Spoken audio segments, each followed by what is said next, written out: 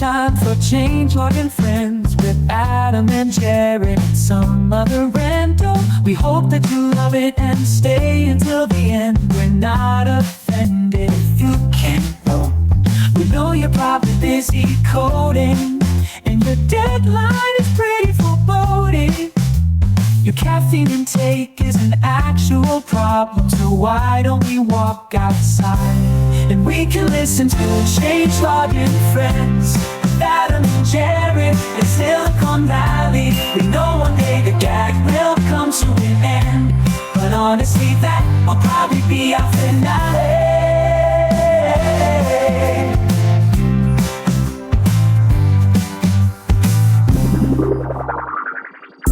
What's up, friends? I'm here with a new friend of mine, Jasmine Cassis, product manager at Sentry. She's been doing some amazing work, her and her teams, over many years being at Sentry, and her latest thing is just awesome. User feedback. You can now enable a widget on the front end of your website powered by Sentry that captures user feedback. Jasmine, tell me about this feature. Well, I'm Jasmine. I am a product manager at Sentry, and I'm approaching my 3-year anniversary. So I've spent a lot of time here.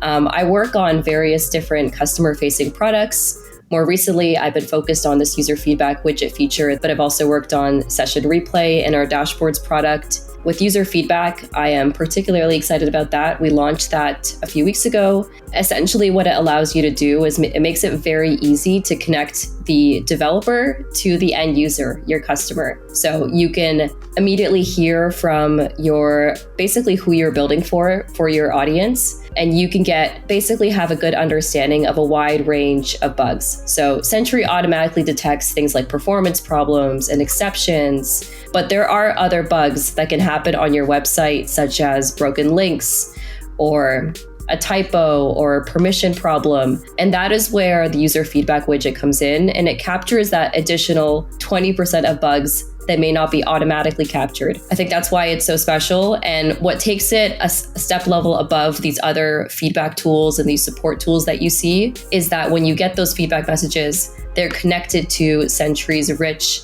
debugging context and telemetry. Because often, I've seen it myself, I read a lot of user feedback. Messages are cryptic. They're not descriptive enough to really understand the problem the user is facing. So what's great about user feedback is we connect it to our replay product, which basically shows what the user was doing at that moment in time, right before reporting that bug. And we also connect it to things such as screenshots. So we created the capability for a user to upload a screenshot so they could highlight something specific on the page that they're referring to. So it kind of removes the guesswork for what exactly is this feedback submission or bug report referring to. Now, I don't know about you, but I have wanted something like this on the front end pretty much since forever. And the fact that it ties into session replay, ties into all your tracing, ties into all of the things that Sentry does to make you a better developer and to make your application more performant and amazing. It's just amazing. You can learn more by going to sentry.io. That's sentry.io. And when you get there, go to the product tab and click on user feedback. That will take you to the landing page for user feedback. Dive in, learn all you can. Use our code changelog to get $100 off the team plan for free. Now, what she didn't mention was that user feedback is given to everyone. So if you have a Sentry account, you have user feedback. So go and use it. If you're already a user, go and get it on your front end. And if you're not a user, well then, hey, use the code changelog, get $100 off the team plan for 3-ish months, almost 4 months.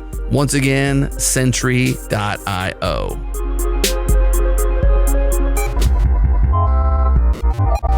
We bet you're slinging ones and zeros, and that makes you one of our heroes.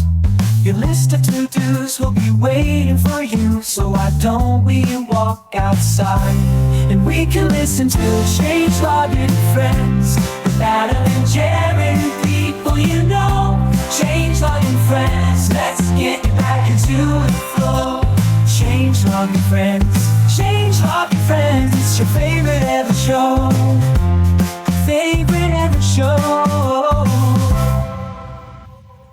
All right, let's start here. So we are here to discuss the news, not cover the news, but talk about it. What's up, Adam? How are you, man? So good. So much happening out there. I feel like so much, but yet so little. Way too much. A lot going on, but how much of it actually matters? Well, I'm paying less attention to AI hype. That's for sure. Yeah. I'm AI hyped out. However, thank you. You joined me because I've been hyped out for a little bit here. I'm still using it. So internally, lots of hype. Lots of excitement about using it. Lots of internal hype. Oh yeah. I mean, I use it on the daily, but I've actually had a couple conversations, at least one conversation recently. I'm like, that's actually a pretty good use of AI for developers. And they're not sponsoring us yet, so I'm not going to mention their name, but when they do, I will tell you. Mm-hmm. Until then, they might sponsor the newsletter, let's say in August. We'll see. Okay. So stay tuned. Until then. Perhaps. Well, the old BMC theme song says Adam and Jerod and some other rando, but yes, not today. Today it's falsified. Just the two of us. Just the two of us digging in. Let's dig into some stuff. So the first thing you want to do is go meta, go a layer up, and talk to listener Tyler Boyd, who put in an episode request May 15th about the news, not our news show, but how to actually stay updated in our tech world. That was the title of his request. And he says this: I find that most of these tech blog sites have so many tutorials and random stuff, which is awesome. But outside of listening to the changelog and a few other podcasts, I'm struggling to actually stay up to date with what's going on in tech. And does it even matter if I do? Well, yeah, the last part which I think is a interesting question, right? It's a punch in the gut. Does it even matter if I do? Not to me, but I think just generally. I thought I punched you in the gut. I mean, I can get how that would land. But what I find, Jerod, and I realized this not literally last night, but I had a slight aha moment last night. There's a YouTuber, I think he goes by the name of Beat 'em Ups. Do you know this guy by any chance? Beat 'em Ups? Beat 'em Ups. I do not know Beat 'em Ups. I believe he is Australian. I believe he is in the United States. I believe he was living in Pennsylvania. I think he recently moved to Austin. And I think he's actually suffered from some burnout because he works a lot. Like he's like a creator. Like he would be what I would consider a content creator. Like if your life is constantly creating content, you are, even identity-wise, a content creator, right? Okay. And what I realized was that if I'm a gamer by, I suppose, association. I'm not like a hardcore gamer. I'm a nostalgic gamer. You don't actually play video games. Right. I am not on the edge of the game world. However, I enjoy games. Sure. And I find that my kids are actually getting better at games than I am. We've been playing Sonic on Nintendo Switch. I'm getting to the point, trust me. Okay. And I'm realizing like, wow, they're so much faster thinking or whatever. Fast twitch muscles, yeah. Yeah. And they're beating me. But then I realized when we had dinner, I was telling my wife, I'm like, when we buy these video games for these kids, our source is go to this beat 'em ups guy because he has a great opinion. So he's a video game oriented content creator. Right. And if I'm going to buy a new game for the kids, I want to kind of sift it through his lens. And I think what Tyler might be pointing to is that the blogs, and this is the point, the blogs that just have tutorials and random stuff are not opinions.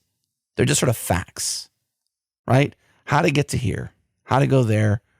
And maybe the tutorials sprinkle with some opinion. But I think that what you find here is hard opinions that are scrutinized, that it's waypoints to the future rather than a blueprint to today's software necessarily. I think it's where we're going. And the reason I shared that story was that I realized that I value that person's opinion a lot, right?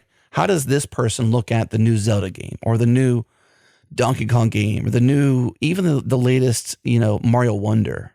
Like that was an interesting game that came out. And I'm like, I want to kind of hear this guy's opinion before I go and buy this game, because I may or may not buy it, not necessarily because of his opinion, but I do value it. And so I feel the same thing that Tyler's feeling is like, how do you actually keep up with what's going on? And I think we need more, what we've called ourselves tastemakers. That's a a synonym to curator. But, Yeah. that's where I'm going. I tend to agree with you. I think that it's a lot easier to find a few trustworthy tastemakers that you jive with than it is to keep up with everything yourself. Because there's just so much, whether it's in tech, in video games, in music, in culture, in science, whatever you happen to traffic in. I don't think you have to keep up all that much. I agree. That's one of the things that I've said many times around these parts is that we cover what's going on in the world of software, but it's not like everything we cover is then like adopted and used and leveraged. And a lot of stuff is just like, well, now I know that. I kind of have my finger on the pulse or my thumb. I'm not sure which one's better to put on the pulse, but I think your thumb has its own pulse, and so you shouldn't use it. So you should use your fingers. I think you use your I am not a doctor. Your pointer, I believe, is what you use. Yeah, your pointer first two is better. fingers is what you use for pulse checking. That's right, because your thumb actually has its own little heartbeat in there, I think. I think there's something with latency, too, with the beat between the two fingers, because it travels, right, down the vein. Your index finger is faster than your thumb is. I learned this because I volunteer at the homeschool track meet, and they have us doing the timers, and it comes down to the millisecond sometimes on these close races, and they say, if you use your thumb to start the timer, it's going to be a half beat slower than if you use your index finger. It's just faster. Really? No, they just told me that. I didn't fact check it. I just believed it. It is your trigger finger, too, so that might be totally accurate. That's true. And I got an itchy trigger finger, especially when I'm timing. It's not called the thumb finger. It's called the trigger finger.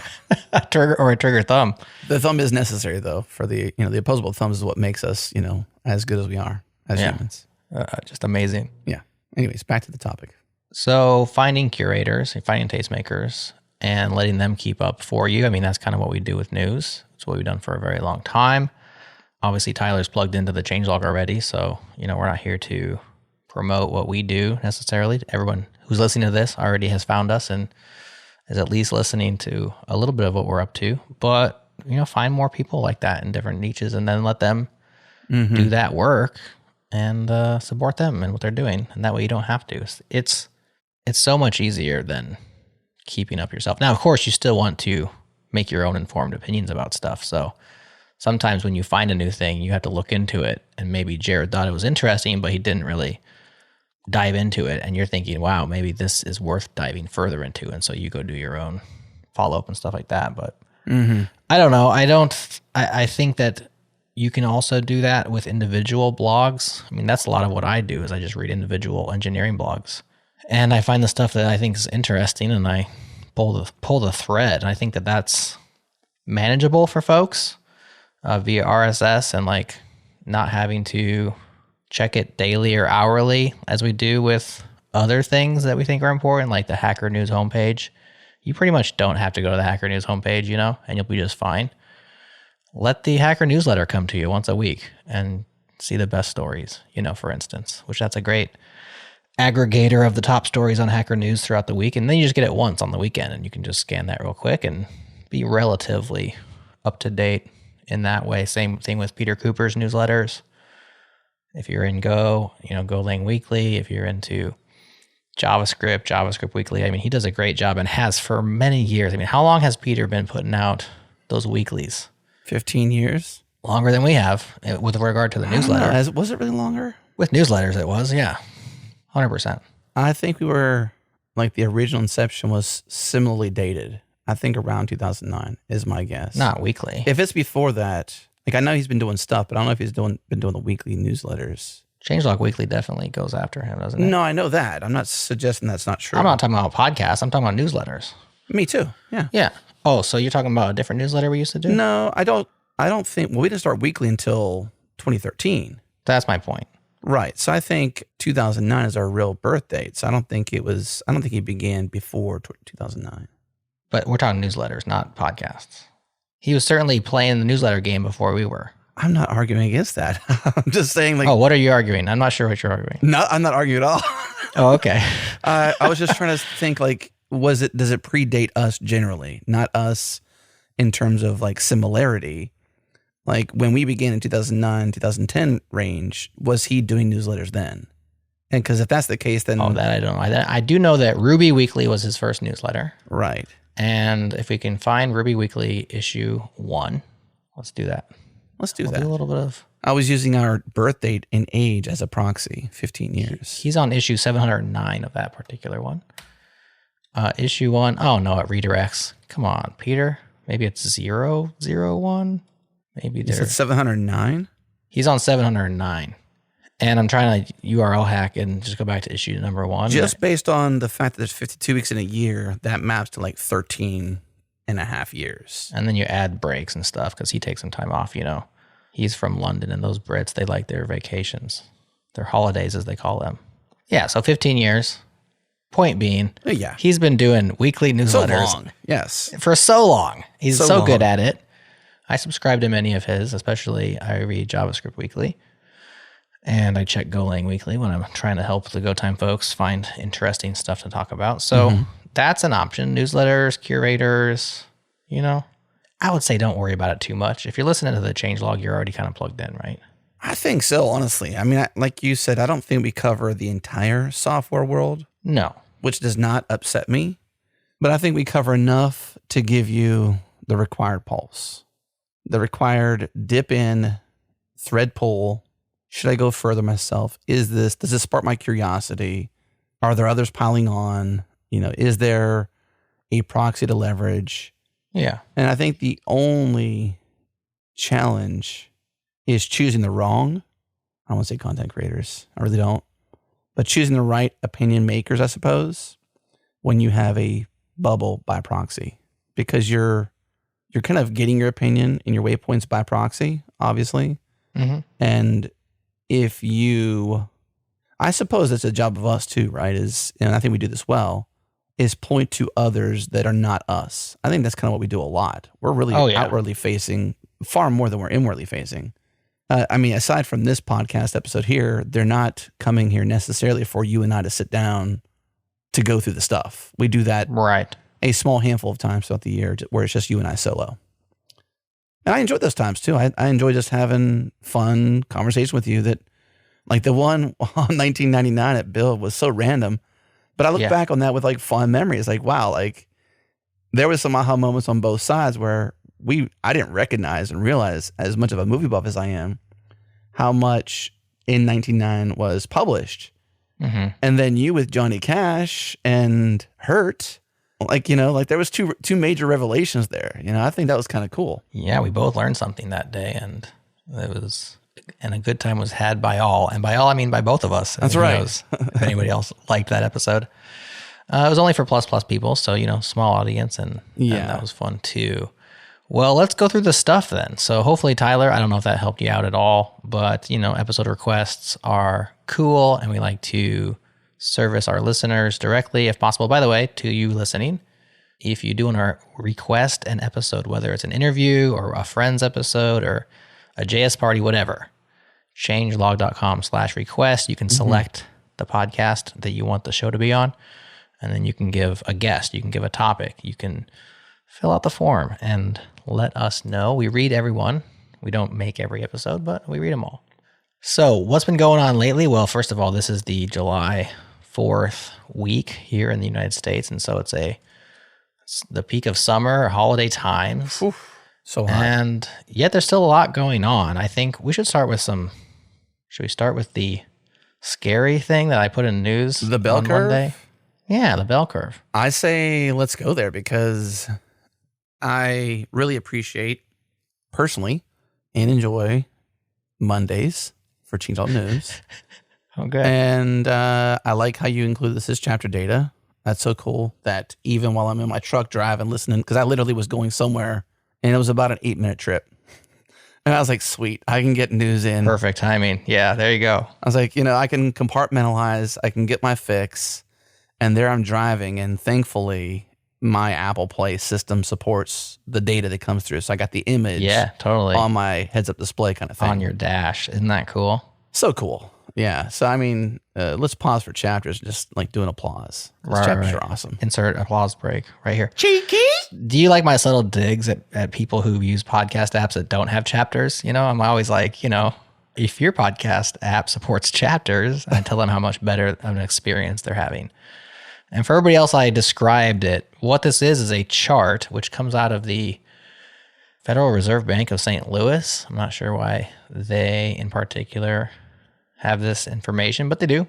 And this made the rounds this week. A chart from 2020 up until current times, I mean May of 24, the software development job postings on Indeed in the United States. And like you said, Adam, it's a bell curve. And it peaked mid-2020 really high, and it has then precipitously declined back down.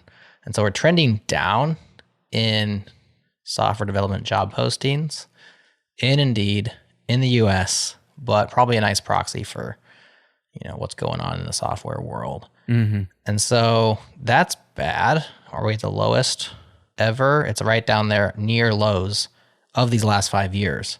And so this has a lot of people kind of up in arms. We're wondering what's going on. Is this the new normal? They said, COVID was the new normal. Turns out that was not. It was an anomaly. Is this the new normal? Is this an anomaly? Is it going to go back up again? Will it ever be what it was? A lot of just maybe FUD, maybe just uncertainty.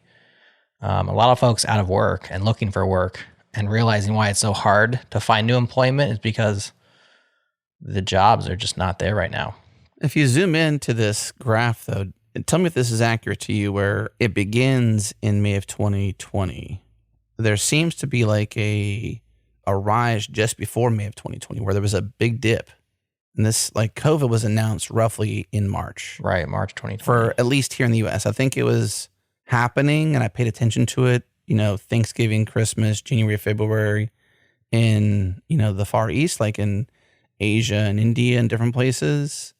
And I was like, this is getting scary. Like, I see that thing moving. And I was like, is it coming here? What is this, Mm-hmm. And then obviously March. And I know because my son's birthday is early March, we had a birthday party. And the last thing we did that was major with crowds was his birthday. And shortly after, he and I got super sick in our chests. And looking back, I think I got COVID like early on. And that's just how. But anyways, that's beside the story. I'm bearing the lead here. Does it drop from 100 on this graph down to 60 in May 2020? Is that how you're reading it? So like there was an up and then an obvious down? Because it looks like March would have been right before that. Obviously, like it's March, April, May, and it's kind of going every other month or so for me, at least on my graph. I do think that the lockdowns began and hiring probably froze for a while nobody knew what was going to happen next. And so it makes sense that the postings dropped, like you said, from 100 down to the 60s in the matter of a few months. And then just climbed, probably as stimulus money was injected. We had the PPP loans. The markets were going crazy. Valuations were high. Money was easy. We were still at ZIRP, zero interest rate policy. And it just climbed to where it was just sunshines and rainbows up until mid-22, and then it just drops from there. And of course, we know what happened in our industry, in the tech world. Everything tightened up, money got more expensive, layoffs began, hiring freezes began, and it seems like we're still on our way on the downslope of that. And where does the downslope stop? Who knows?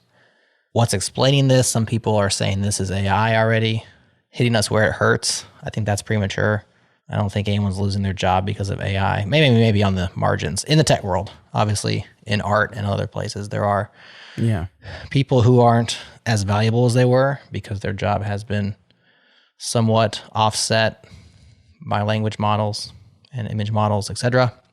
But I don't think any software developers, unless their bosses are pointy-haired bosses who don't understand what's going on, are like flat out not getting hired because AI is so productive right now. I just don't think that that's the case. No.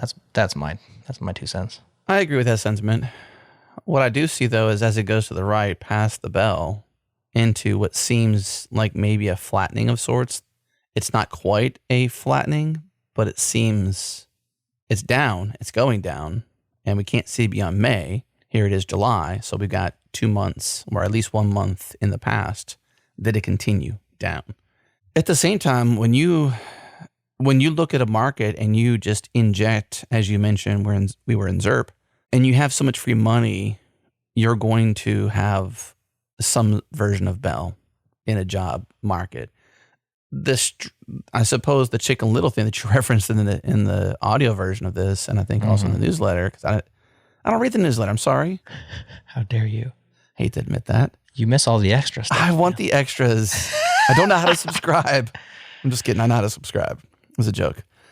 Is that it was really high. It's not like a little bell curve. It's a very big bell curve in comparison to what would be considered if the lows are the normal, the non-normal, the high is just so high. Right. And what drove that really, I believe, because I study this loosely, I say I pay attention to it, is, when you have access to free money and we saw valuations in the pandemic era so high. I was like, we saw unicorns being born on the weekly. Mm-hmm. Companies you never thought would be unicorns were like, wow, we're a unicorn. Well, that's just because it was a matter of inflation, which I think the entire world is feeling. I don't know about you, Jerod, but when I go get groceries, even like anything these days, it's just like everything's expensive. Yeah, you gotta. There's some things I'm like, that cost that much. There's no way. How in the world does that thing cost that much? I'm gonna go ahead and skip that.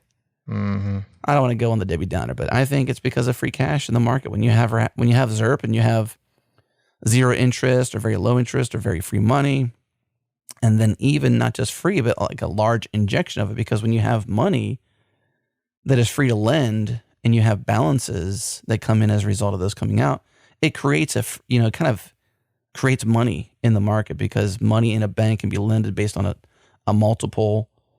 So that's really how a lot of this, I think, worked, was that there was a lot of free money in the marketplace and they had to use it. And so they thought, like you had said, is this the new normal? Well, let's invest in that new normal. And then it was like, whoa, this is not the new normal. But what do you think caused the decline? Because obviously in the 2022 range, we had non-ZERP, right? We had this interest rates went up dramatically. They're in my lifetime, some all-time highs. I think probably your lifetime as well, at least here in the US. So as a proxy. Yeah. So when you have that kind of thing happen, it's more expensive to grow. It's more expensive to expand. It's more expensive to invest. And so you have to, I guess, be more cautious or more calculated with your growth. And you have to sort of be more planned to win rather than we might lose. Yeah, I just think it's a lagging indicator. I think it was just, we see it now and we can plot the curve and watch it of what was happening then. And there are leading indicators and there are lagging indicators. And it just seems like new job postings over time is a lagging indicator of what was going on, which a lot of us felt very acutely.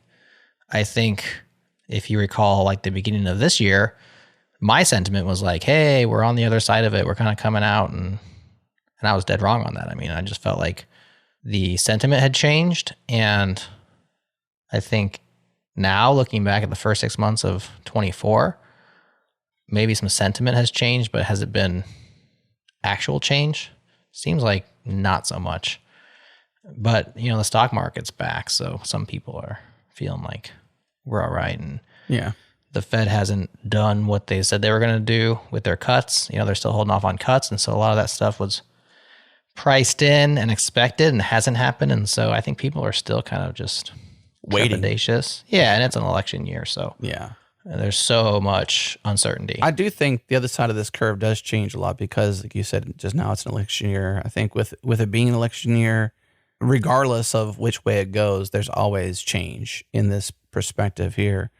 I wonder, and I don't think there's any data to back this, like I wonder, could you map, because I guess my question is like, okay, so if this is true, which it is, it's data backed, or if it's even by proxy true, and again, you caveated this in the audio of the newsletter, you did say, hey, by the way, this is indeed data based on the United States. So it's definitely compartmentalized. Yeah, which is just one company in one country. So I guess the question is, for me at least, and I don't know what questions you're asking yourself as a result of this, but is like, what can I do? Okay, so what? So if this is true, so then what kind of thing? Then I wonder if there's any data or if it's even possible to put the same timeline together with similarly marketed data of sorts. I'm not even sure what this would be. What kind of index would it go against? Is opportunity. Because jobs being available does not equal lack of value to be created in the marketplace. This is where a lot of innovation happens. The status quo, go get a job, work somewhere on somebody else's idea, move that forward, is changing. And so what can I do is, where is the most value you see in your purview? Like if you can't get a job, you're having a hard time getting a job, which I just feel for you. That totally sucks. It is, if it were me, I would be like, okay, what do I have career capital in? What do I have domain knowledge in? Where do I see a lack of value being created? Because money exchanges hands when problems are solved, basically. Like if I solve a problem, and the bigger the problem is, the more money and the more value in the problem solving and the value exchanging happens. So if you want to get money, you got to solve problems. So I would say look for problems. I don't think this bell curve tracks to opportunities / problems being solved or to be solved. It just tracks to job opportunities in the existing marketplace. Yeah, I agree. I'll echo what I said, I think last fall, or maybe it was January, with Gergely Arose when we had him on the show talking about this questionable tech hiring market, is that there's never been a better time to start a business, especially if you are out of work. You know, what are your options? Well, you can just keep pounding the pavement. I'm not saying don't do that, looking for that next full-time job, but also there is a lot of opportunity to create value, create new businesses. And where are those opportunities right now? Well, it seems like similar to the past, where you found small businesses and maybe medium-sized businesses who are handling all of their back-end accounting, all of their processes, their operations on paper previously, or on spreadsheets in Microsoft Excel, and providing, web development services to those companies in order to break them out of those little silos and really streamline their operations. I mean, so much money was made turning Excel spreadsheets into web forms. I think similarly, first of all, that work is still out there. It's not like it's done. There's tons of opportunities still there to this day, and there's a lot of people making good livings doing that work. But if you want to be more on the cutting edge, of course, there's a lot of low-hanging fruit with this AI stuff. I mean, there's a lot. We talked about summaries. It seems like the killer feature of the current wave of text-based models is summarizing stuff, taking a lot of words and making it a few words, and taking a few words and making it a lot of words. So summaries and slop, basically.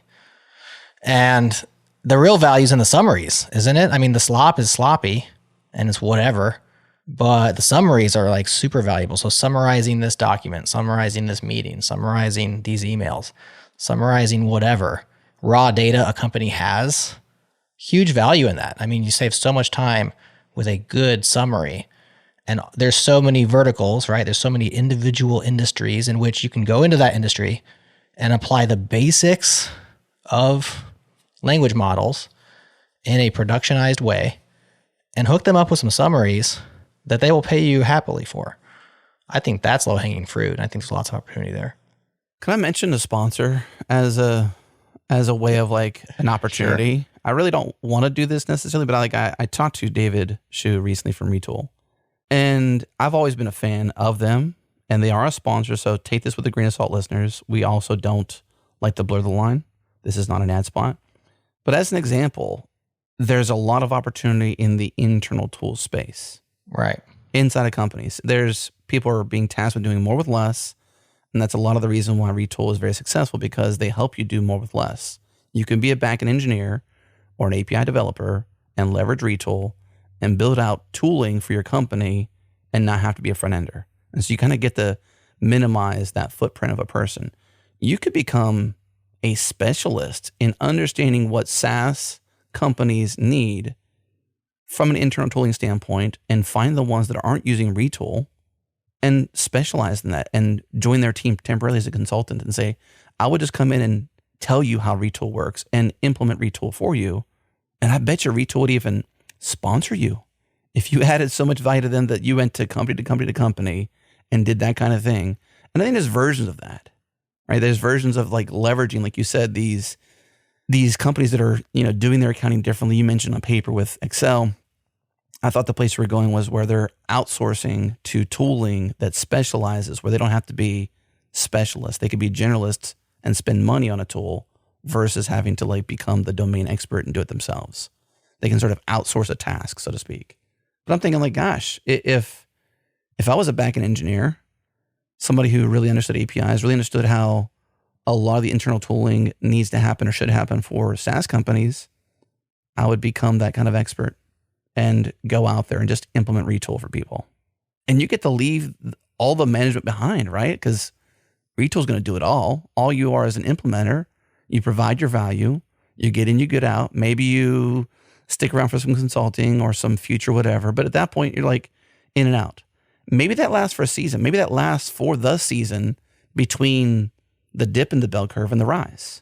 Yeah. Maybe it's not a long-term thing, but I really didn't want to use the sponsor, Jerod, but that was the best.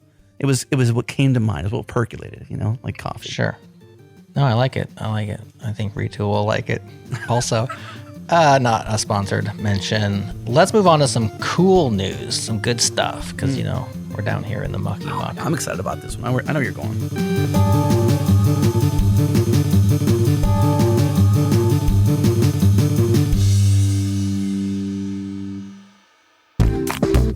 What's up, friends? I'm here with Michael Abbott, staff software developer at 1Password. Michael, I want to talk about how 1Password helps secrets management, secret sharing with teams, with orgs, with production even, really easy. Even so much so that when you spin up a new person onto a team, or you add new people to a team, or even if you take away people from a team, you want to focus on access. And you also want to focus on security. So if you want to remove somebody, you want to make sure they no longer have access to your secrets. And then the flip side is when you add somebody to a team, you want to make sure they have access to their secrets. So help me understand how 1Password helps teams be efficient with secrets management.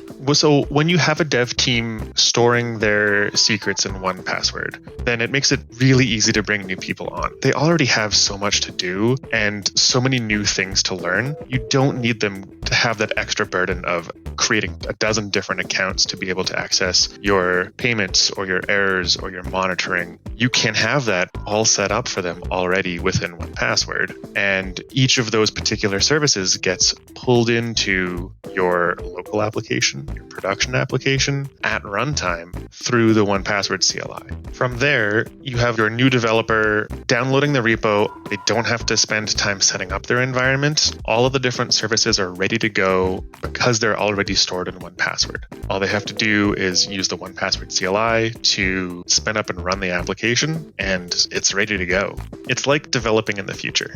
Well, we must be in the future, Michael, because we use 1Password just like that. All of our team secrets, all of our personal secrets, all of our application secrets, they're all in 1Password, and we're using exactly this process to make our lives easier. So friends, go to 1Password.com/changelogpod. They've given our listeners an exclusive extended free trial to any 1Password plan for 28 days. It should be 14 days, but no, it's 28 days. But make sure you go to 1Password.com/changelogpod to get that exclusive sign-up bonus, or head to developer.1password.com, of course, to learn about 1Password's amazing developer tooling, the 1Password CLI, 1Password for SSH, and get CI/CD integrations, service accounts, and so much more. Once again, 1Password.com/changelogpod.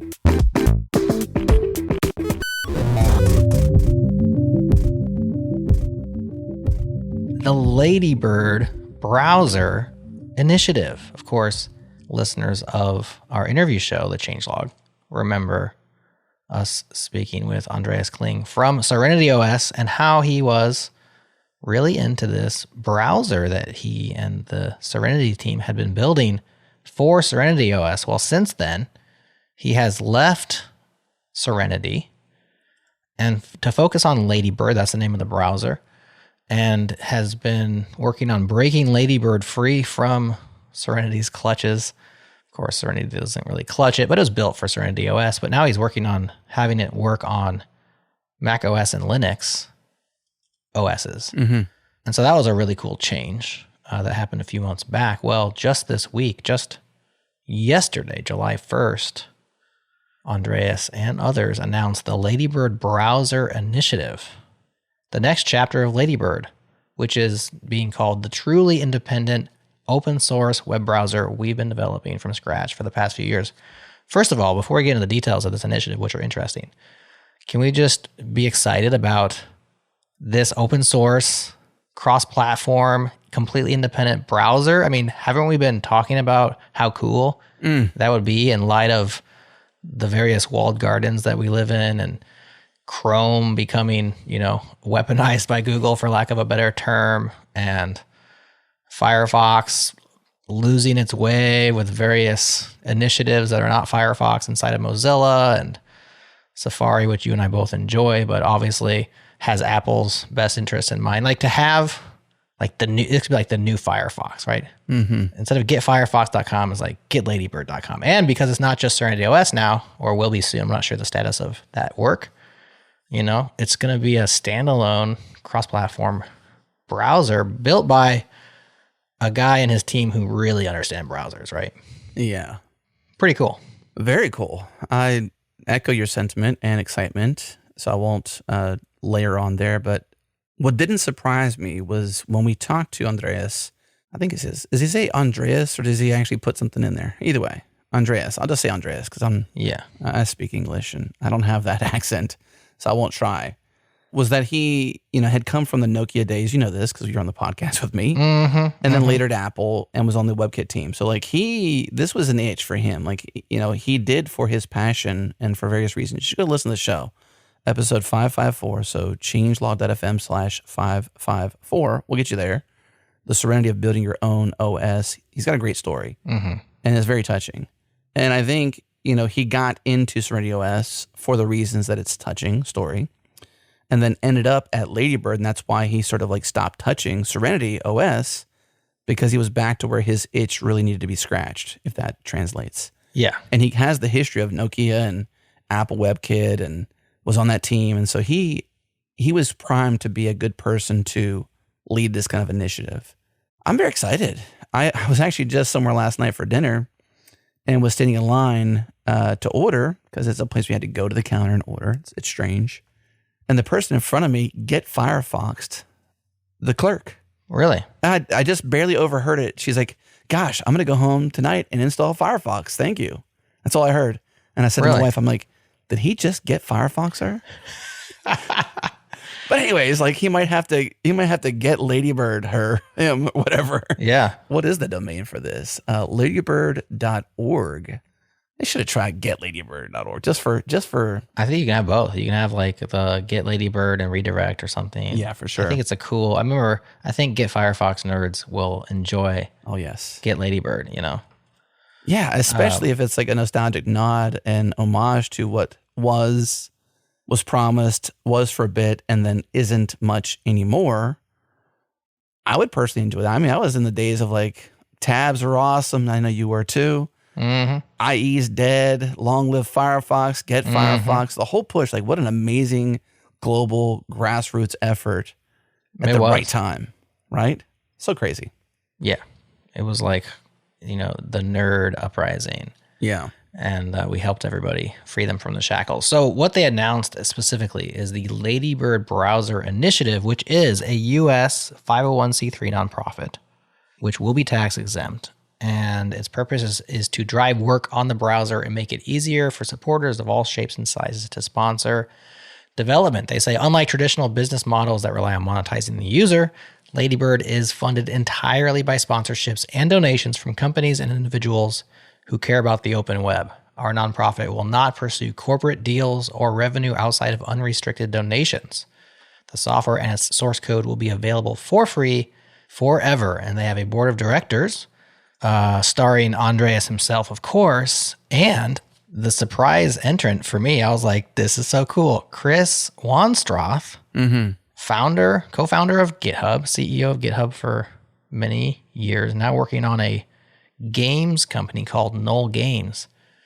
Chris will be the secretary and treasurer of this new initiative. And I believe he and his wife donated $1 million as part of a seed funding for this nonprofit. So an injection to get things going. I mean, pretty cool by Chris.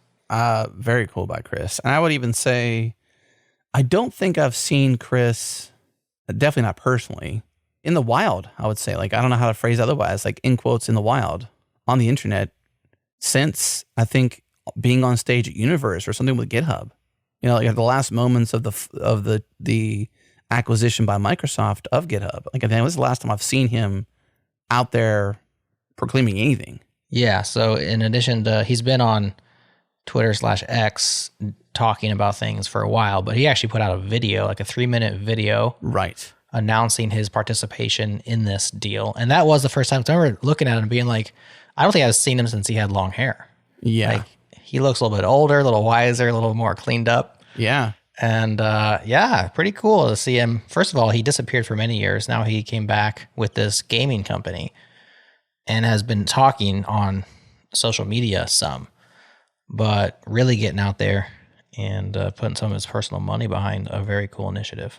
The free forever aspect of this is the clincher. Like, I love that Chris is involved. I think that Chris being involved and his family donating $1 million to this initiative is telling. And I think him coming out of the woodwork, if that's a phrase you want to use, which is known, but I don't think that's necessarily the case, because as you said, he's been on X talking, but not visually. Like, this was a video. This is like, hey, I'm going to put my full likeness and personal words, my voice even, behind this new push.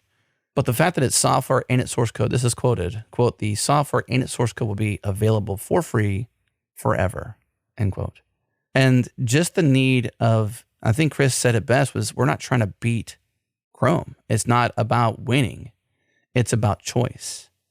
It's about something that is not owned by the big market players, something that's independent, something that is backed by a nonprofit, something that is for the people, for individuals. And, you know, with it being open source means that you'll have your opportunity, if you feel so inclined, to participate and to be involved. Probably on GitHub, right? That's probably what's happening. For sure. As we know, which is a good thing. So I think great news, but let's consider, if you don't mind, hypothesize, Jerod. 2 years from now, what changes? Where do you think they'll be in 2 years? What will change? Well, I do believe they will have those Mac OS and Linux versions out there. It will be freed from Serenity OS. And I do think that it will probably be packaged up nicely in every Linux distribution that's mainstream. So you can apt-get install Ladybird, and who knows, maybe in 2 years' time, it'll become a pre-installed browser on a few big distros, which would be great. There are, of course, many things that go into a modern browser initiative. I think they'll have a good foundation of websites rendering correctly. That, of course, is like, you know, the main thing. It must render websites correctly. But there'll be a bunch of stuff missing, which may or may not ever be there. I mean, if you think about a Windows version, they don't have any plans to support Windows in the short term. They want to eventually, but it's not a priority. Will it have a iOS or Android version that syncs your browser? Like, no. You know, this is going to be very much a desktop browser. This is going to be a focused thing for, especially in the short term of 2 years, but maybe for a very long time. And so there are things where it's like, you know, why do I use Safari? Well, a lot of reason why I use Safari is because of the integration between my laptop and my phone and that continuity stuff. And so, like, all that stuff is not going to be a thing. And so this will be very much a choice to use this browser, and one that will still require, especially for those of us inside our walled gardens, some sacrifices in order to leave the walled garden. It's not going to be a one-for-one switch. And so that will be a challenge for Ladybird, as adoption means you have to give up something that you are otherwise happy with. But I think a lot of people are definitely willing to do that. especially on the Linux side. Yeah. What do you think? I have a couple more questions. And I do have a point too, my own thoughts, but I know you all covered on GS Party, and I haven't listened back to this episode yet, more so the development, I suppose, with Apple and multiple web browsers. Can you catch me up on what the status of that is? 'Cause I think that's the clincher. If we can get native Ladybird that doesn't have to have Safari or WebKit, I suppose, Right. as its underpinnings, then you can do a lot of what Safari offers you and I as Apple users when you have the application installed on iOS, and you can have cloud syncing with tabs and whatever, if that's something that Ladybird wants to offer. But give me a 1-minute update on what that status is for, I suppose, everyone in the Right. Apple world, not just the EU. So historically, every web browser in the App Store was a skin on top of WebKit. Mhm. So Chrome, Firefox, Vivaldi, you name it, Brave, all of these iOS apps, as you mentioned, have WebKit under the hood and have to use Apple's APIs. So they're basically the Chrome UI and maybe the Chrome sync engine on top of that. So Google's very much hamstrung in what they can do. The recent EU laws that have passed break that bond in the EU. And so Apple will allow, they're allowing alternate app stores, although it's a huge pain in the butt to get one of those spun up. They made it significantly difficult. But they will also allow alternate rendering engines, and I believe, and I'm happy to be fact checked on this because it's been a while since I looked at it, I believe it's in the EU only. So, and here in these United States of America, nothing changes. But in European Union countries, you will have the ability to have alternate rendering engines, which means Chromium can run on your iPhone, which means Gecko or whatever the Firefox thing is currently called can run on your iPhone. And this will be great because then we'll at least be able to have the comparison and say, oh, looks like Chromium on iOS is faster than Safari on iOS, and etc., which will spur some innovation and some competition. But in the day-to-day lives of Westerners, I know that many countries in Europe are also in the West, but you know what I mean? Those of us on this side of the pond, our lives are pretty much going to be the same, at least for now. So I think when it says in the same announcement, it says, quote, "But it is still very far from finished. We want to turn Ladybird into a browser that you can use every day for all your web-related tasks. It should be fast, stable, support web standards, and protect your privacy. A browser for you," end quote. And so that's why I went to that. It's like, I feel like you're going to have the pain, right? I'm a Safari user. I'm only truly really a Safari user because it's minimalistic on iOS, which I appreciate. And it's also on my mobile device, and there's continuity. That's like the only real thing I think that from the surface. Now, there may be other things I uncover by using something else and it falling short. But thus far, that's the true reason, the true feature I'm for is that continuity and the cross-device availability.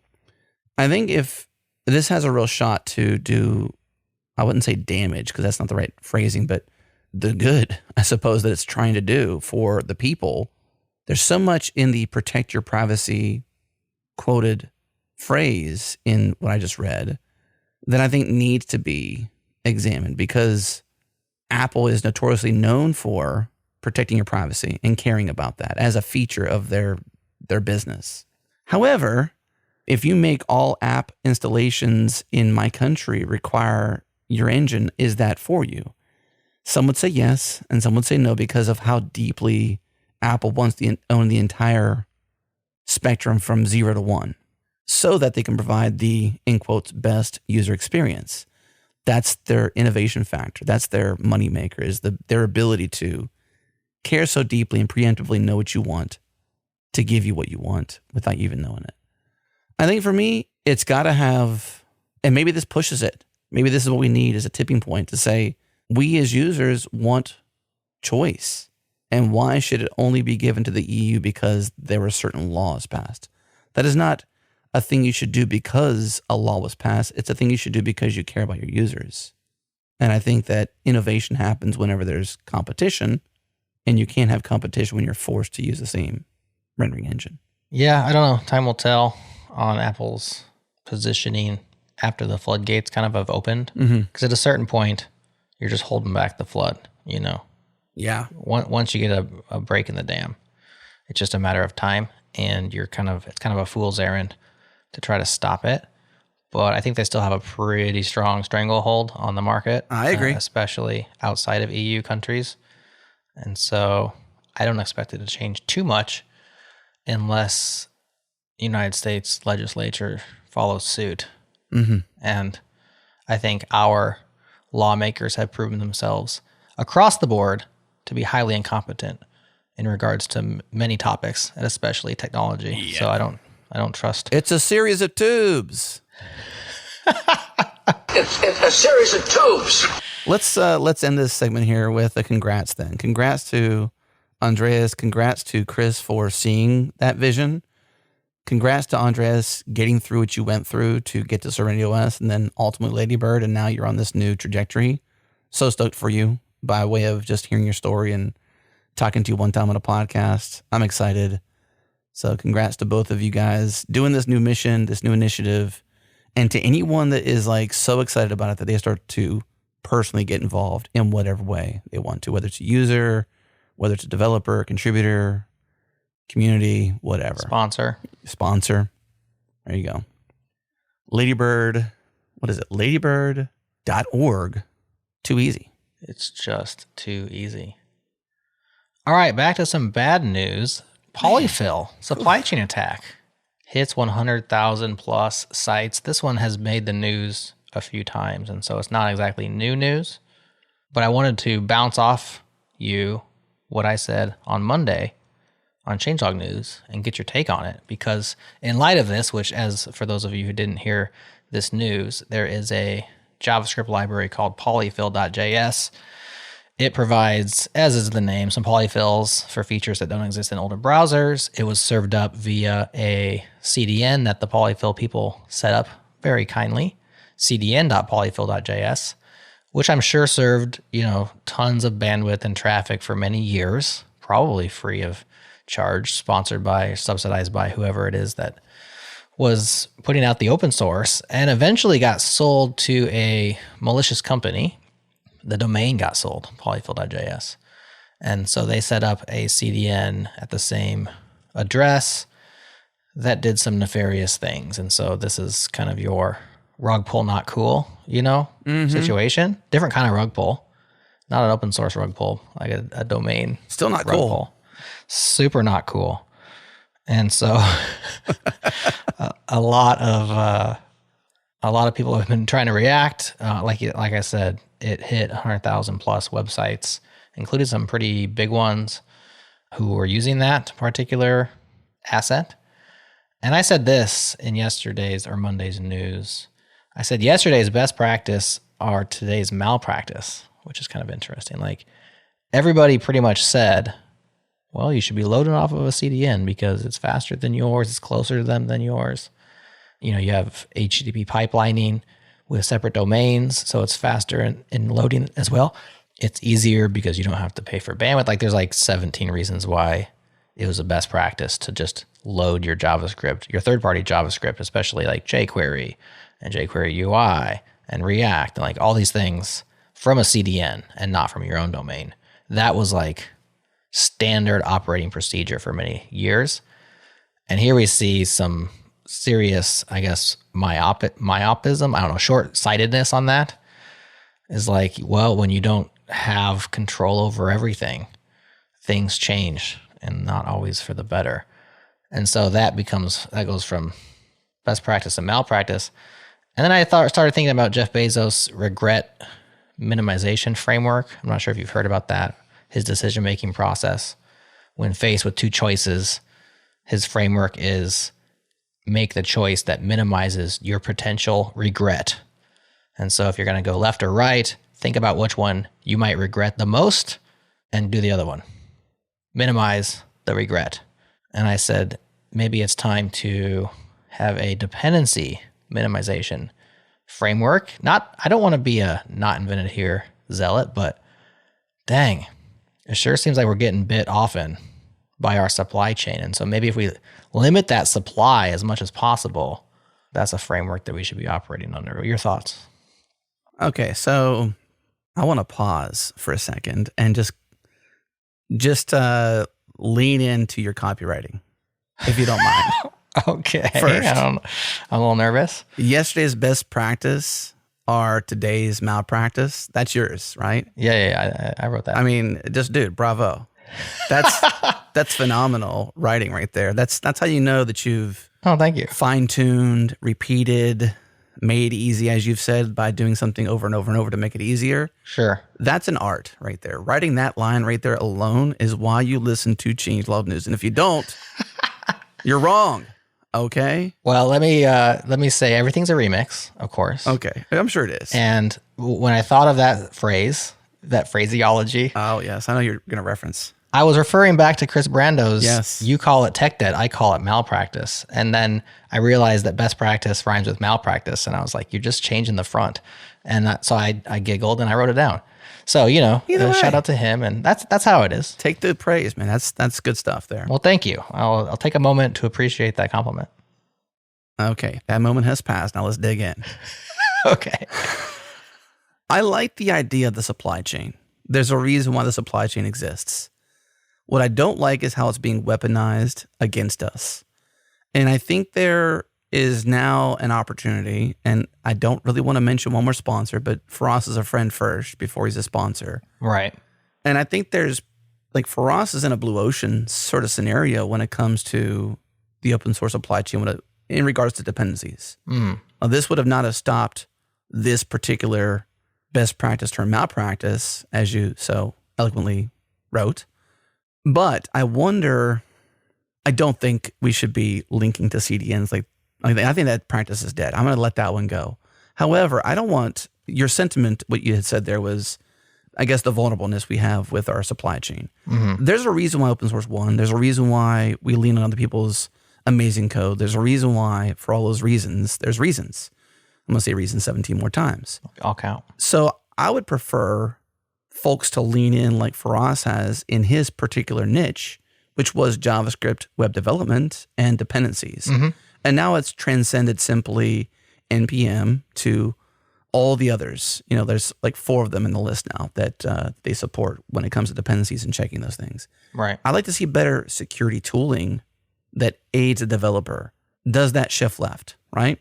Versus being like, nah, third party, not cool, rug pull, not cool, super not cool. Right. I would like to have more security tooling in there that's for developers and developer focused and doesn't become this, and I hate to use the word in there, doesn't become this signal versus noise issue where you're just getting alerted to things, Dependabot, that don't matter, right? We talked about this recently on securing GitHub. Sure. With Jacob. Yeah. DePriest.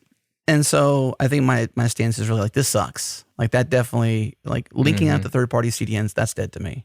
Based on this for sure. Because you can't trust the domain ownership anymore, right? You can just download that file and rehost it yourself, and you're just free from this particular problem. Gosh, right? Yes. I mean, and CDNs are, apparently a pipe dream and potentially a dime a dozen. Yeah, exactly. I mean, we replace them ourselves potentially. Yeah. So I think that's even why I asked you, I think in the post show, is there a product here for this pipe dream? So that's a reference to the last Changelog and Friends, episode 50. Yeah. So go back a clip, an episode, whatever, or several if you're in the master feed, and listen to that because we've had this pipe dream and I've been pushing back against it because I'm minimizing how much software we develop and manage. I'm trying to, and y'all are trying to create more in that case, but hey, whatever. I get it. So if there's CDNs everywhere, this practice is dead, but I would prefer that the future be, okay, who has got a security mind and can help us not allow attackers to leverage the supply chain of any supply chain, whether it's a CDN or a dependency tree or transient dependencies or whatever it might be. Let's put some good tooling in there that at least surfaces. And I think thus far, back to Faraz and socket.dev, I'm so stoked for him. I think what they're doing is truly helping applications be better. It's truly helping developers not feel like, oh my gosh, I need to build a new feature. And so I go out there and I find things that are trusted in the marketplace and I randomly do the wrong typo thing and I install the thing and I'm owned, or whatever might happen is you're building this thing on. There hasn't been much out there aside from you literally having to dig through, has the core contributors changed? Has the code been rewritten, basically from scratch recently? Has there been like this slow burn of a social engineering against somebody? We as individual developers just don't have the patience nor the time to do that. We need tooling. And that would be where I would welcome AI to help us. Right? That's pattern matching has amazing features for its summarization, basically. In that kind of scenario, like that's where I would love people to lean in. So if you go back to the bell curve that's going down and you find yourself in a position where you've got some knowledge and security and you see areas of the supply chain that is under attack and no one's solving the problem, or there's a team that's small or disparate solving the problem, they need more resources, maybe step in there. And maybe there's an opportunity to create something brand new like Frost did that begins to solve that problem, because our supply chain needs to be secured, and it won't be unless it is secured, and it can't be unless it's secured. There you go. That's my 2 cents. I think that's a solid take. I think I'm more thinking like make the rug as small as possible, so it can't get pulled. And you're thinking, let's lock that rug down because that's a valuable rug, and it was somebody put a lot of work into it, and it's better than making your own rug. And I think that you can probably happily deploy both strategies. I'm not saying never use third-party code or open. I mean, go look at our website and see how many dependencies we have. And I agree with you that security tooling may be a very good avenue. And I also agree with you that this particular practice should just be dead. Like if you're listening to this and you have JavaScript files that are loading from a third-party CDN that you don't control, just stop listening, pause it, go download those files, and re-upload them to something that's inside of your control, and just sleep better at night, knowing that this can't happen to you, this particular threat vector. There's just no reason for it. But I still think that we could individually and on our teams deploy a dependency minimization framework and just reduce the size of that rug, just in case it gets pulled, man. Because there are real threats that are unmitigated. And yes, I think that the path forward includes companies like Socket, Frost's company, that this is another non-sponsor mention in the show. They may actually sponsor this episode. I don't even know. Like, they may be a sponsor. Every time you say that, it happens with our 1Password one. They are our current sponsor, and it might happen. So if it does, I don't know. Let me actually check the sponsor list real quick. So this happened actually on our recent episode with Justin Searles talking about the Apple keynote. And you said, we talked about 1Password and are they getting Sherlocked and what's going to happen with them. And you're like, they might even sponsor this episode. And they literally sponsored that segment, which we just had fun with it. We put a non-sponsored portion. By proxy, they were sponsoring as a mid-roll. And we placed them there because it made the most sense to put them in that mid-roll. Because it didn't make sense to skip the mid-roll and let them come later. It was more on point to like literally land it there. Yeah, it was kind of funnier that way. We had a not sponsored and we had a sponsored. I have confirmed that Socket is not a sponsor this week on these episodes. However, they may be a sponsor, let me check, on other shows. Sure. Well, that's going to happen. And they're a sponsor of JS Party this week. So if you listen to JS Party this week, you will hear kind of what I've been talking about. Like these ad spots. Can we just pause for a second and like give me a little praise? Do you mind, Jerod? Let's do it. Can I self-praise Yeah, here? man. Go for it. Maybe you can praise me. I don't know. Like, I just love producing our ad spots with our sponsors, really. I just love digging in because I do learn their story. In a lot of cases, these interviews I do with folks are very much like a literal podcast. And you and I have hypothesized how we can like turn that into additional content, but they're not always like clean content. Some of it's coaching. A lot of it's stuff in there. So it doesn't always fit well. So it's not a repeatable thing. What is repeatable is what I get out of them. Is I want to know why people should use it. Why does it exist? Who cares? Who's getting value from it? And I'm asking from various questions from that lens. And so I did this with Faraz. Like, Faraz, okay, you've got these things out there. Tell me what's happening here. And he just leans in. And so as doing these ad spots, I learn a lot more and to some degree become way more bullish or way less bullish on these folks, So if you see somebody come through the system, let's just say, and they go away, it's either because they didn't get value or I didn't think they really made sense for us long term. Sure. So it's one of those two things. And the don't get value thing does happen if we're not speaking to an audience they care about. Totally get it. You shouldn't waste your money or spend your money in places you're not getting value. However, these ad spots to me are like almost just as hard as producing one more podcast, because I'm meeting with multiple people in the week, having deep conversation with them and distilling that down into a minute or two. And I've just been enjoying the process a lot. And this one for Farash will hear, or this one you'll hear from Faraz on Socket on Friday on GS Party, is an example of that. Well, I would agree with you. I truly enjoy them. Of course, when I'm listening to our shows, I'm listening for QA purposes, also for clipping purposes. So a lot of what I'm doing is for speed. And so, yes, I will skip our own sponsorships. But sometimes I'm mowing, I'm driving, I'm not in a skipping position. And I will listen and I'll say, you know what? This is thinking good. This is like, it's almost like a mini little podcast right there inside the podcast. And so, yeah. Of course, if you don't like our ads, there is an option for you. If you like our shows, but not Adam's ads, first of all, how dare you? How dare you? But secondly, go ahead and skip them. Changelog.com/++. It is better, I've heard. It's better. It is better. It's been better for years. BNC beats made me want to group hug everyone. BNC beats made me want to group hug everyone. BNC beats made me want to group hug everyone.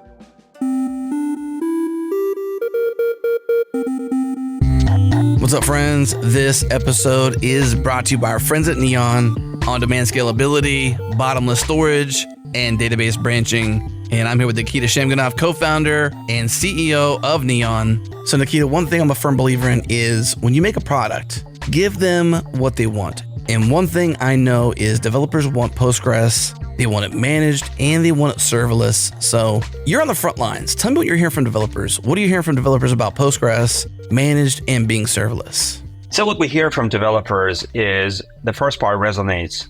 Absolutely. They want Postgres. They want it managed. The serverless bit is 100% resonating with what people want. They sometimes are skeptical, like, is my workload going to run well on your serverless offering? Are you going to charge me 10 times as much for serverless that I'm getting for provision? Those are like the skepticism that we're seeing, and then people are trying and they're seeing the bill arriving at the end of the month and like, whoa, this is strictly better. The other thing that is resonating incredibly well is participating in the software development lifecycle. What that means is you use databases in two modes. One mode is you're running your app, and the other mode is you're building your app.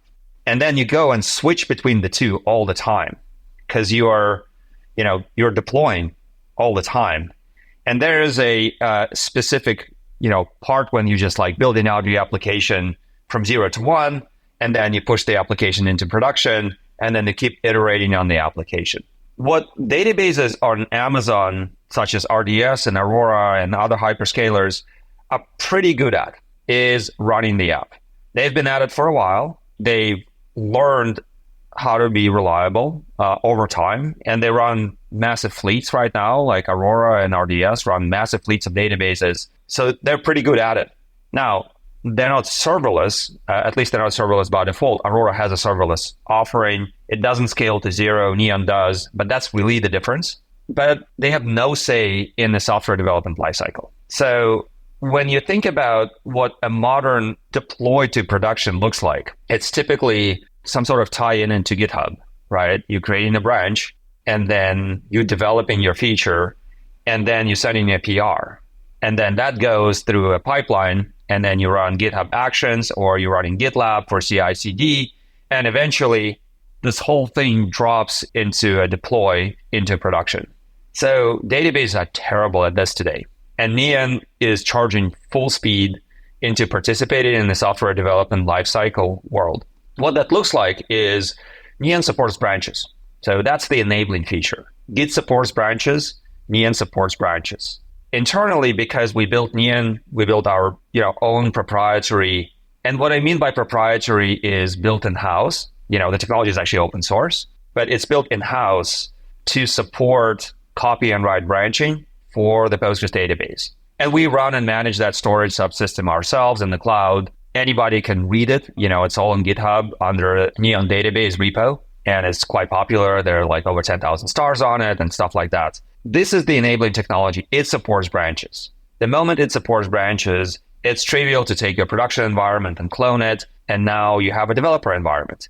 And because it's serverless, you're not cloning something that costs you a lot of money and imagining for a second that every developer cloned something that costs you a lot of money in a large team. That is unthinkable, right? Because you will have 100 copies of a very expensive production database.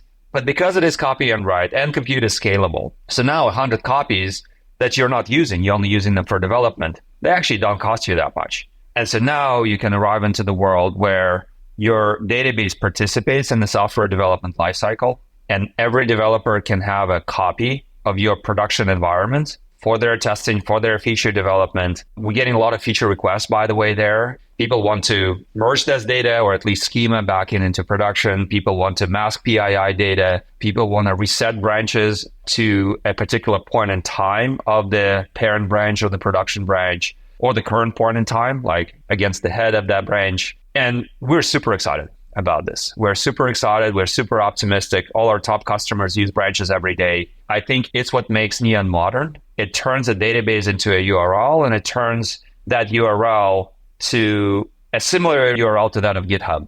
You can send this URL to a friend, you can branch it, you can create a preview environment, you can have dev test staging, and you live in this iterative mode of building applications. Okay, go to neon.tech to learn more and get started. Get on-demand scalability, bottomless storage, and data branching. One more time, that's neon.tech.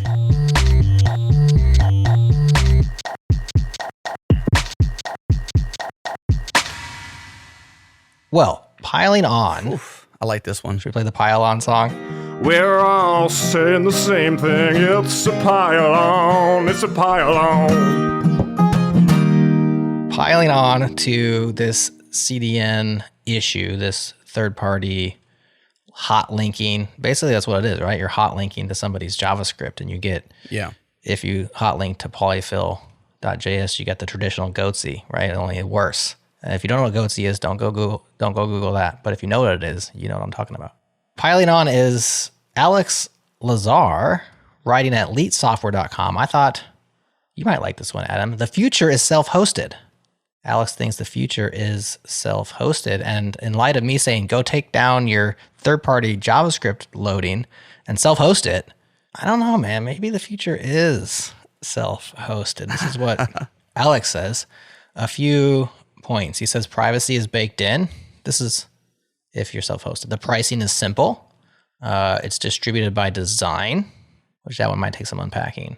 And it's easy in 2024. So he thinks the future is self-hosted. Those are 4 reasons that I can unpack the full paragraphs if you like. And then he goes on to ask what's stopping us, complacency, etc., trying to describe why we don't self-host. But what do you think about this response to the supply chain? It's like, well, use the supply chain, but just self-host it yourself.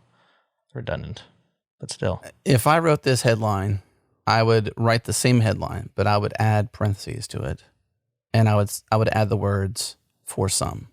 Because when he says in the intro, let's first praise it. Awesome. I think it is a great idea, but I still agree that it's for some. And this is why. Because when he describes self-hosting being easy in 2024, in the very first sentence, Docker is mentioned. You go find somebody who cares about their privacy as a layperson who is not really into tech. They use tech. They're users of tech. They buy products. They're generally not savvy with Docker. Does that mean they can't use it? No, because then you can build another abstraction layer on top of that. And I think TrueNAS is a version of that kind of abstraction. But I was using TrueNAS recently because I got this test unit from them that I'm testing out, which I think it's just amazing hardware, by the way, and amazing software. But at the same time, like, this is designed for a nerd. And that's not a bad thing. It's just not designed for this headline, the future is self-hosted, because I think it is. But I think for some, because like if I wanted to, on my 10 gigabit network, put my Raspberry Pi, which will not be 10 gigabit. I don't even know if the RPi 5 is 2.5. and host my own JavaScript files, like be my own single node CDN. Like, is that going to scale? I mean, I don't know. Because then you got like this personal ISP. What is self-hosted? Can you get your own colo space at a data center? That's what I'm thinking over here while you talk. Tim Stewart, aka Techno Tim, did this recently. He moved a lot of his stack, his home lab stack.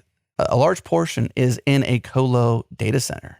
Is that home lab anymore? That's colo lab. I mean, yeah, like it's like I love Tim. He's amazing, and he's doing it for exploration. So it's not like he's trying to extend the idea of home lab. Like, this is home lab. The future of self-hosted is home lab, or some version of it. Like, I agree with it. I want that to be the case. I think there needs to be this marriage between available hardware and available software that doesn't require the end user to know or understand Docker. It should not deploy Kubernetes on this thing. It's like, and use Helm charts. Like, that's just too nerdy. So I agree with it. For some, for now, I think in the future, though, there is an opportunity to build some software and some hardware that marries each other together. It says, put this in your home, and here's a UI that anybody can pretty much use. But back to the supply chain, that's an attack vector. So it needs to be secure, For sure. right? And it needs to leverage the open source supply chain in wise ways. They should be using some of our sponsors to secure themselves. So yeah, I like the idea. Long story short. Yeah, I agree. I think it is difficult to define exactly what self-hosted means and what the audience is of this particular thought. Like, Yeah. is this you're self-hosting your business in your house? Is this you're self-hosting your JavaScript files on S3? What exactly does he mean by self-hosting? And I think at the consumer level, and it's a completely different conversation. We talk about businesses, consumers, developers, etc., home labbers. I think when it comes to consumer tech, and I know that Nextcloud, for instance, does a lot of this stuff, but I remember the good old Apple, what was Apple's router called? Apple Airport Extreme. Mm-hmm. Oh, that thing was awesome, right? They abandoned that whole market, but that thing was awesome. I remember when they first announced iCloud, and they changed kind of the orientation of what they saw your computer set up to be, where it used to be like, here's your desktop, and that was like the source of truth.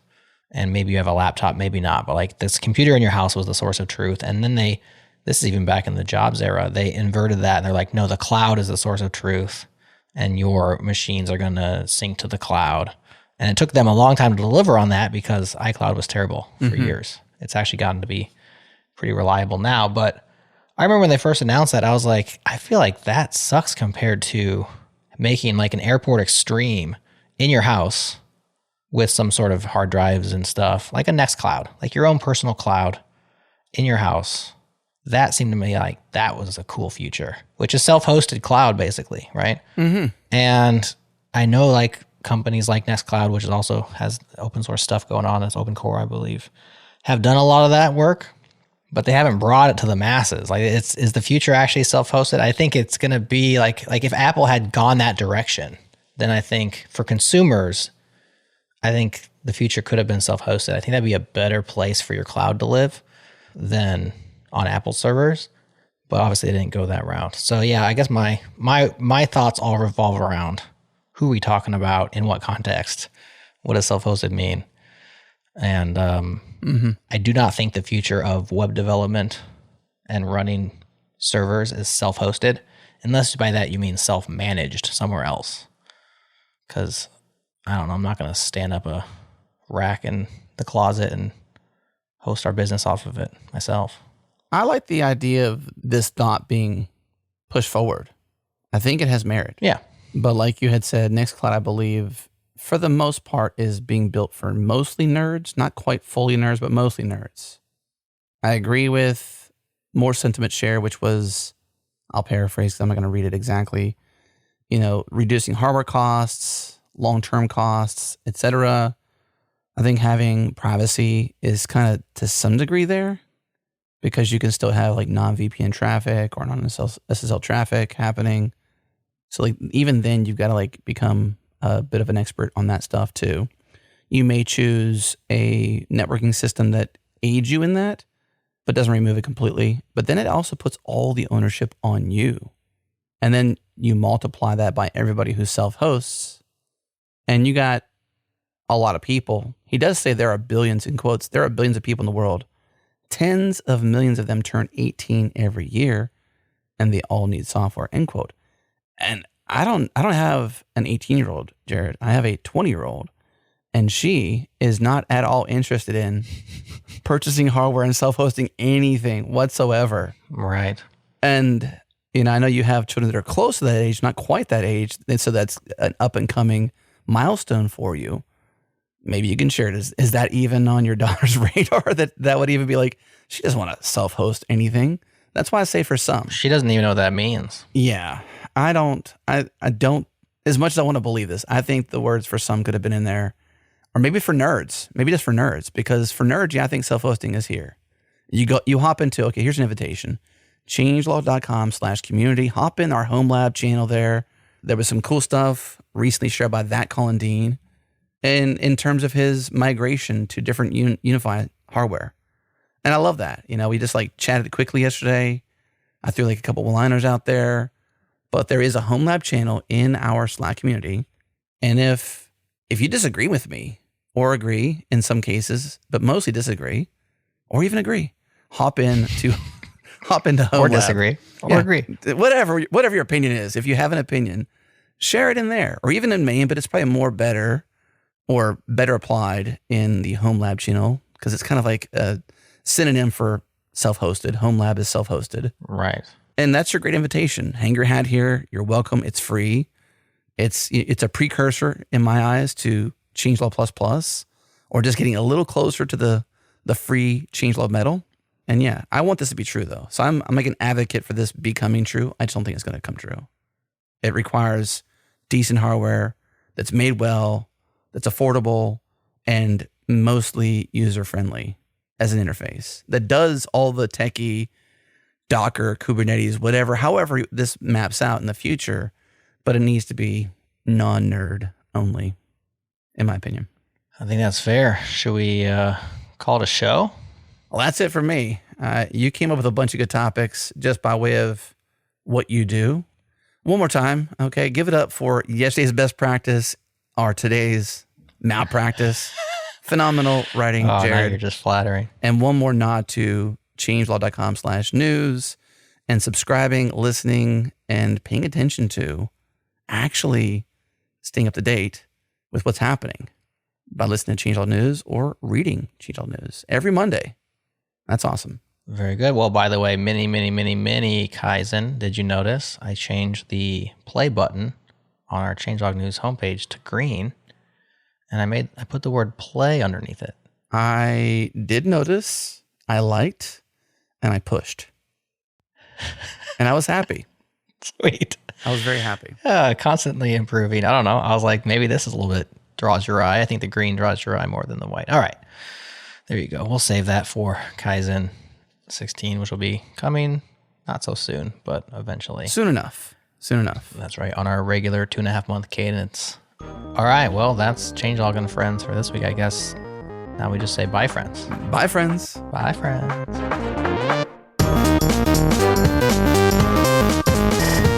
All right, friends. That is all we have for this July 4th week of Developer Pods. If you made it this far, you're a trooper. And if you're still hungry for more, there is a bonus 15 minutes coming up for Changelog++ ears only. Happy Independence Day to all of our fellow Americans and to everyone around the world who enjoys some of the same freedoms that Adam and I do. We are truly blessed to get to make these shows for you, and we hope they're a blessing in your life as well. We couldn't do it without our partners. Thanks again to Fly.io, to Breakmaster Cylinder, to 1Password, Neon, and Sentry. Don't forget, code Changelog saves you $100 when you sign up for a Sentry team plan. Use it or lose it. Next week on the Changelog, news on Monday, Paul Copplestone from Supabase on Wednesday, and we are working on something for Friday, but we could use some fresh ideas. Please do submit episode requests at changelog.com/request. We love your help on this. Have a great weekend. Leave us a 5-star review if you haven't already, and let's talk again real soon.